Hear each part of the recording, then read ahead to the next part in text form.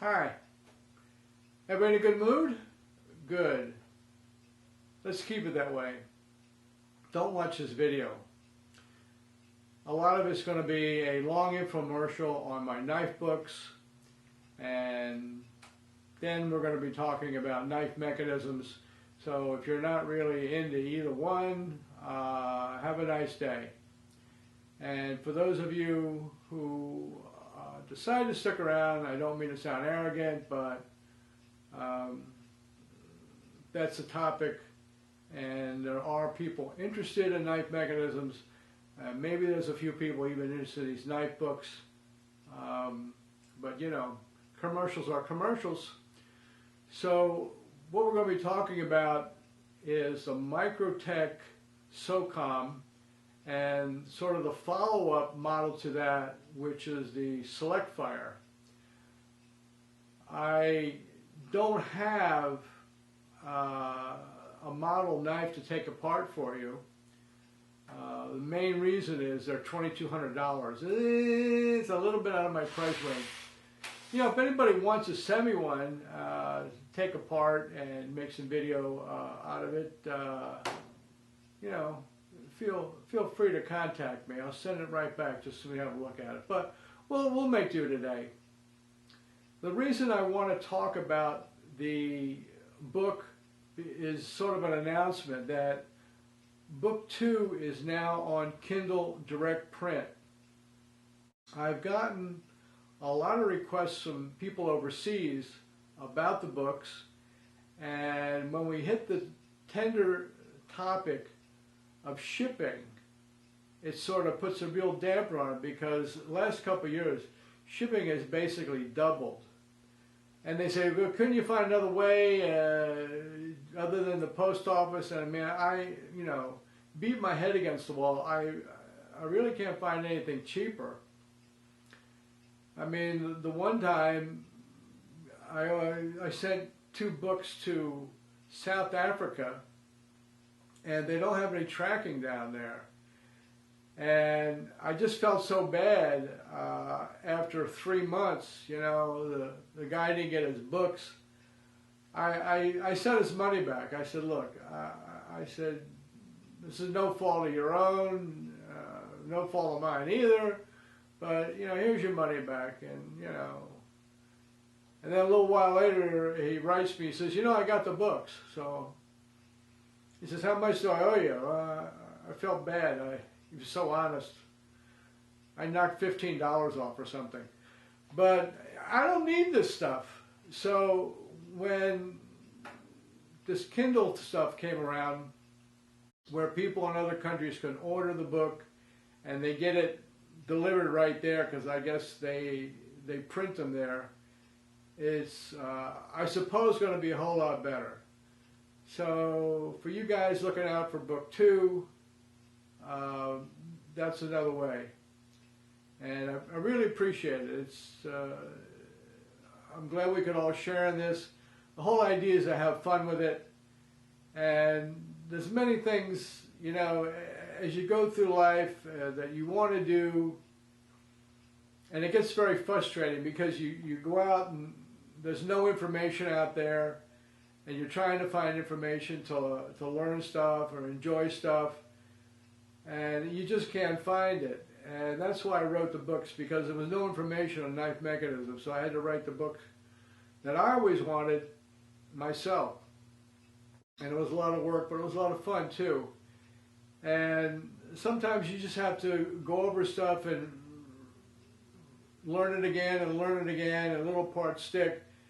And there's so much new information in the world. There's always this changing information. Information, they say, doubles like every 5 years. So it's a lot to keep up with. So for those of you interested in knife mechanisms, I hope you find that these 2 books are helpful. Okay, so we're going to play around a little bit, and what I'm going to do is I'll show you a little bit of video on the SOCOM and the SELECT FIRE, and get you to understand a little bit about what these two mechanisms are all about.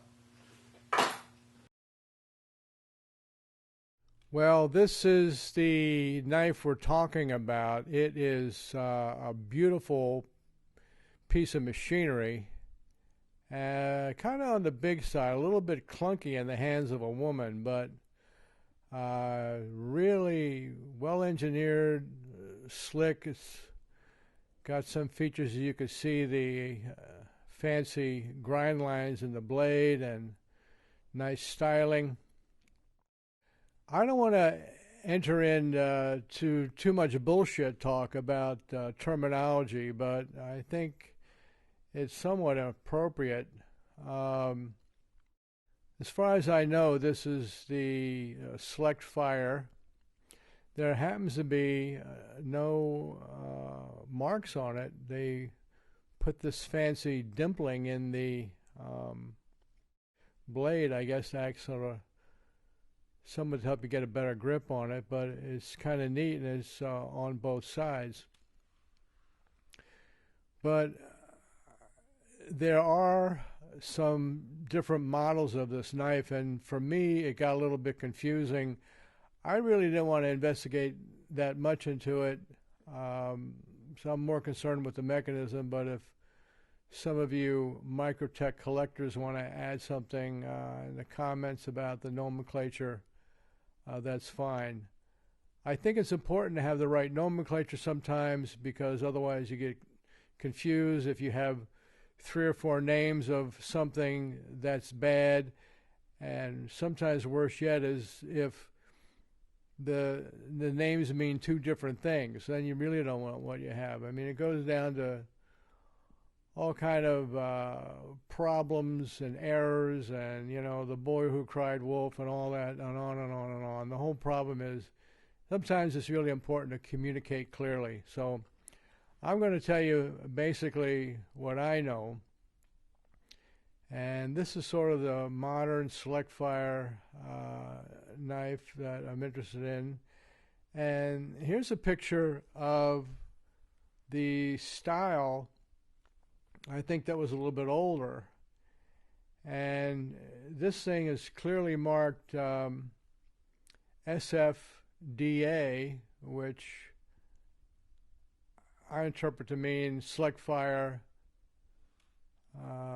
dual action. And you could see that it has a button at about the 2 o'clock position off the pivot screw, and the distinct thing in the styling is the sort of inlay handle and outer profile of the knife. Now, I think that some of the collectors or Microtech or somebody liked the style of the knife, so they came out with another model, and that is called the Elite.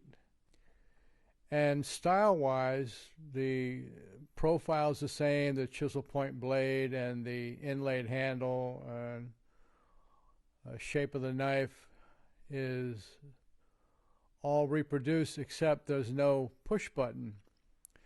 So this is a manual knife, not dual function and not automatic. But looking at the first version of the SOCOM is this picture right here. It has the push button. The profile of the knife is different. The inlays are different. The blade is different. We could see on this one that it says SOCOM D/A, which refers, I would assume, to being dual action, and it has the feature where it will open manually and also open as an automatic. And I guess they like the style of this knife because then they came out with an Elite of it, and it's essentially the same. You can see here though that what has been added is a sort of cutout for the thumb in the left handle. Otherwise, it's pretty much the same. There's no push button. And I guess they like the style so much that it looks like they reproduced this in a straight knife. Here's a picture. They have sort of a cutout in the right handle on this one, I guess for the index finger. And it's held together with these three large handle screws. The handle screws have a typical Microtech style, using a special wrench to get them open. On these type of knives that have a push button, easy to identify, they also have this nomenclature of SF/DA, select fire, dual action. So I'm going to go back. We're going to take another quick look at some of the features of this newest of the new select fire. Has a lot of neat styling features. Very plain looking, yet sometimes that makes it also attractive. But it has a very neat pocket clip, and it's locks up as a liner lock, even though it has a push button. It locks up as a liner lock, and the liner lock has a metal inlay, so imagine it's titanium with a steel inlay against the lock face. I really like this metal insert into the end of the lock bar of a liner lock. I think it's something kind of neat. It's not easy to manufacture. Adds quite a bit of cost to the knife, but it's got the feature of giving it a lot more strength than just using regular titanium, and it's a lot lighter. And here's a picture of the Microtech logo, and they put that on the knife, so it is marked in that way. And here's some look at the sort of jimping on the top of the blade.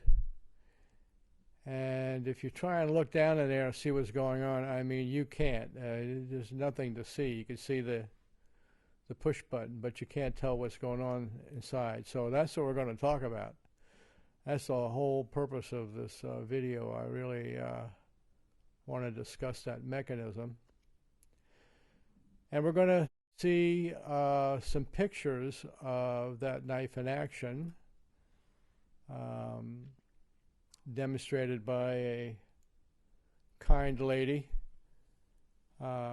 who's a great demonstrator, and then my redheaded friend who's very enthusiastic about automatics, perhaps more so than even I am, has one of these older versions of the Socom, and he's going to show us the working of that. And just to go over again, this is the automatic, and this is a follow-up, I guess, to that, the Elite, which has no button.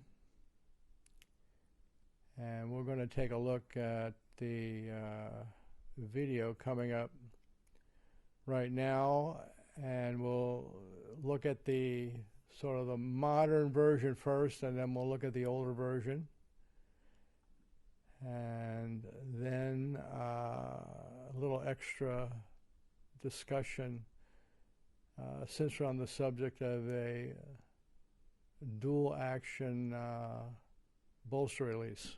Is it a video? Yeah, go ahead. Just, yeah, open it. Manual. What? Prototype. Marfione Strider. One more time. One more time.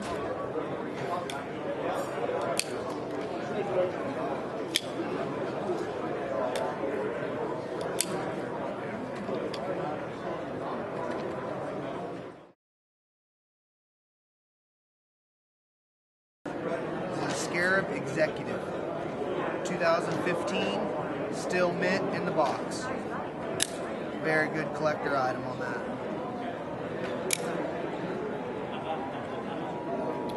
I got one in here that's very, very neat. People seem to like this one. It's a double action.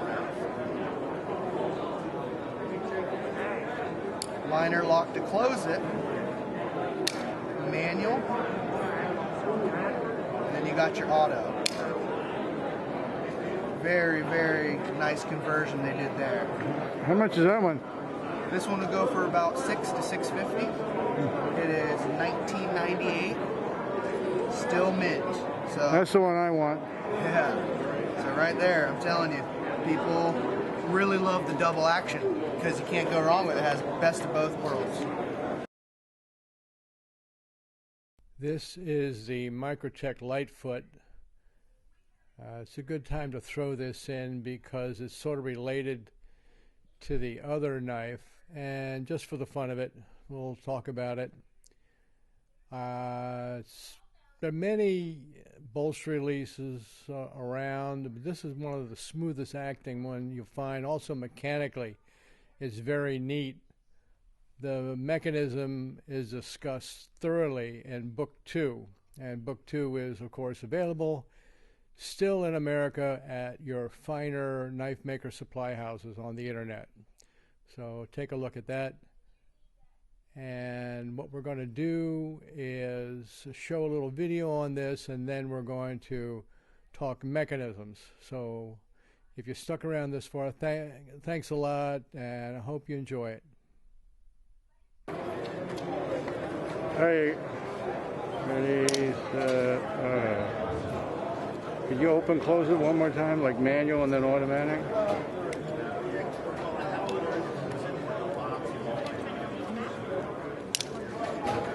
Yeah, I think I'm too close. One more time. That's better. And what do you call that? That's a Lightfoot. And that's by Morpheone. It's by Microtech, which is Morpheone. Morpheone custom is his custom line. Microtech is the production line. Okay, great. Okay, how does this mechanism work? Well, I talked about push-button switchblades extensively in Book 1, and it's all in there about how they work. And there's a barrage made by Benchmade, which is somewhat similar. It's assisted, and I talk a lot about that in Book 2. So I'm somewhat embarrassed to say that I didn't put this mechanism in Book 2 because I had a bunch of people saying, is Book 2 going to be ready for the Blade Show? So I hurry up and did it, and I got it out there, and that's why with this one here I was calling First Edition. And then, you know, I cleaned it up a little bit, but it's the exact same book. I don't call it First Edition, but it's the same book. And I feel a little bit guilty that I didn't put that in the book, so I'm going to make this video, and there's never going to be a Book 3, I don't think, but we'll talk about this right now. Anyway, the whole idea of a push-button switchblade is you got a stacked coiled torsion spring, and one end has got a hook, and the other end has got a tail. It's just the way they make it. Now you can make it with 2 hooks, you can make it with 2 tails, it doesn't matter, but usually that works out. And generally what they do is they put the hook into the blade, and they put the tail in the liner. They cut a slot in the liner. So the liner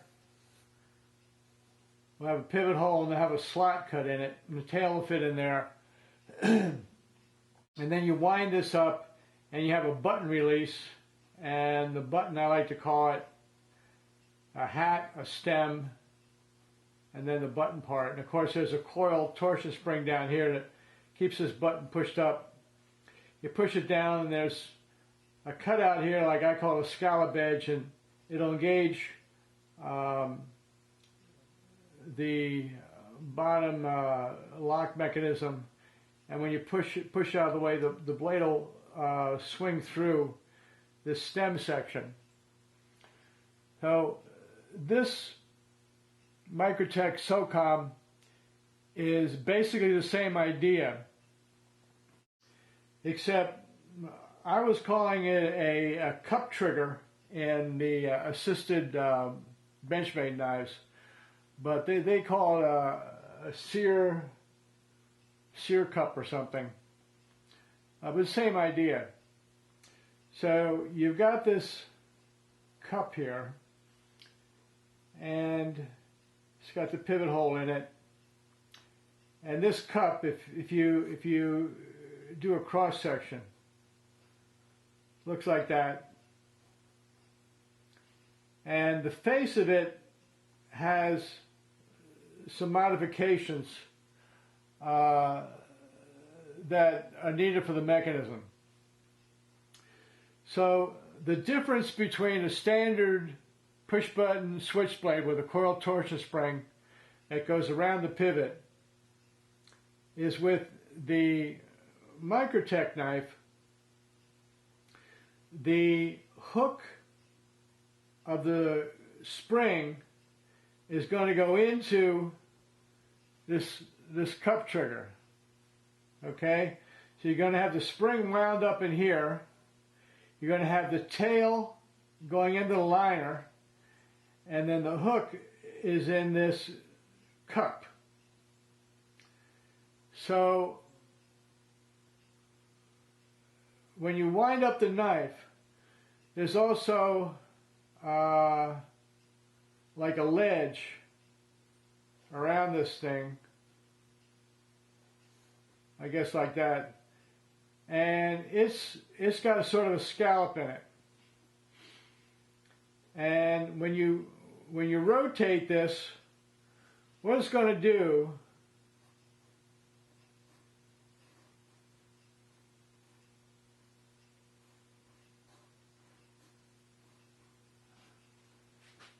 is it's going to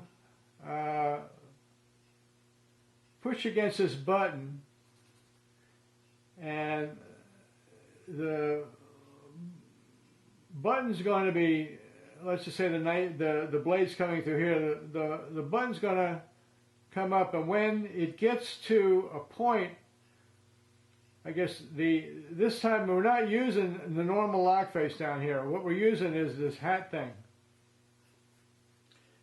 And when it comes around, or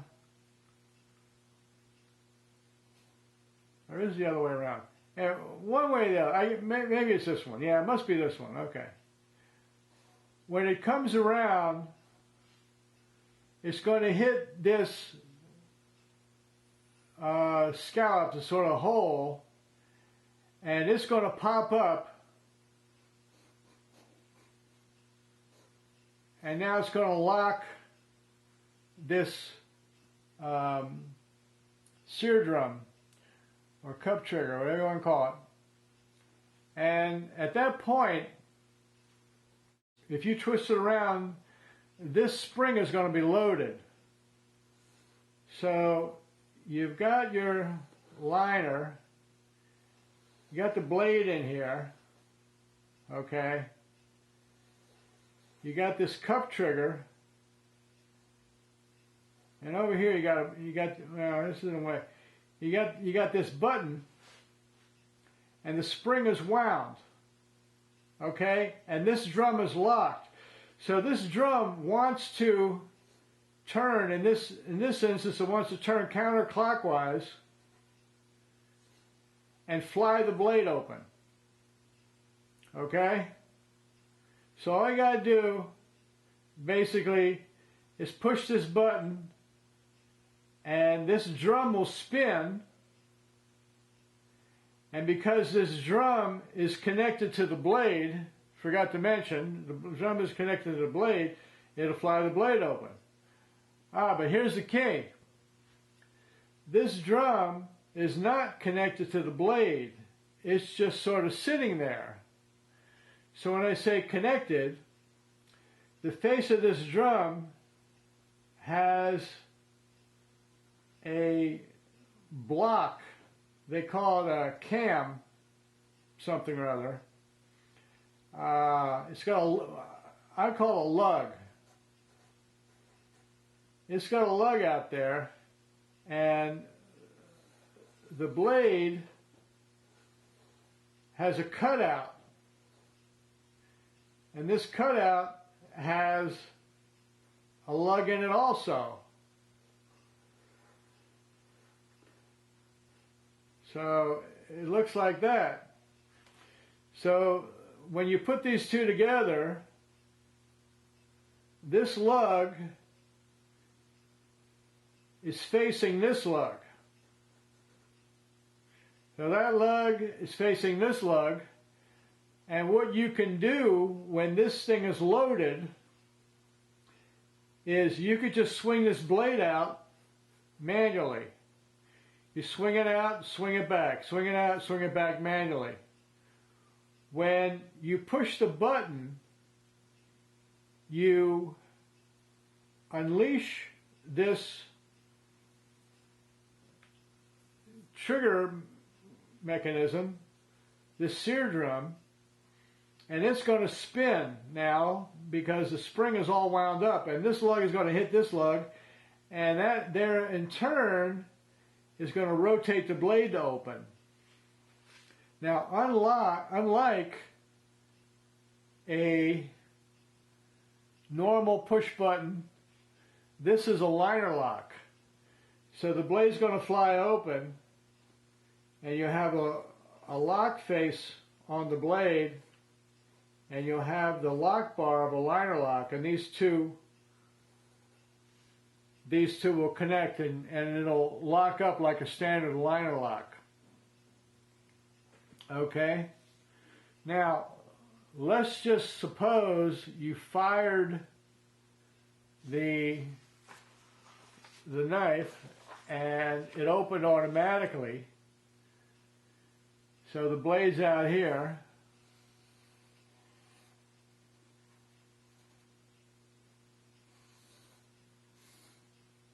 Now, this spring has fired. It's still connected to the handle, okay, with the tail. And the other part of the spring is connected to this sear drum, whatever, trigger drum.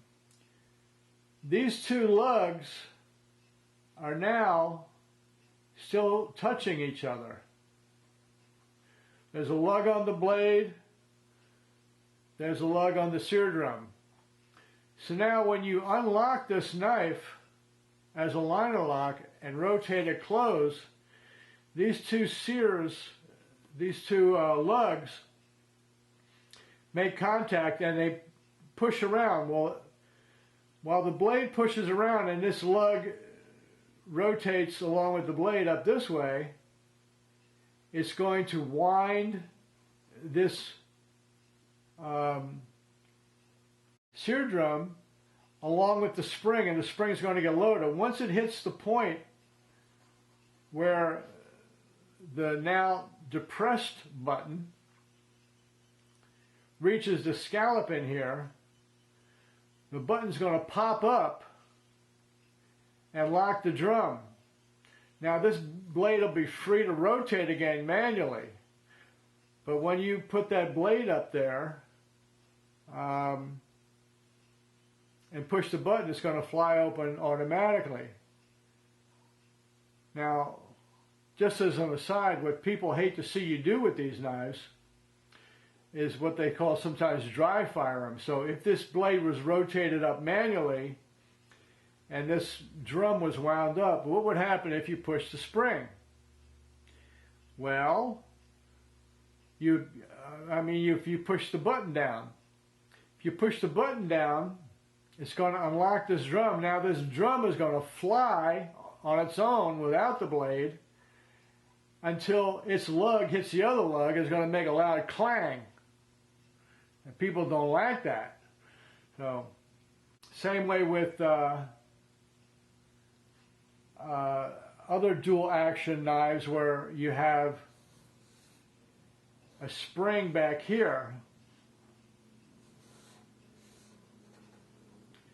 and the spring is held by a button that's been loaded. So if you push that button and release the spring, this is going to fly down and emit a loud clang.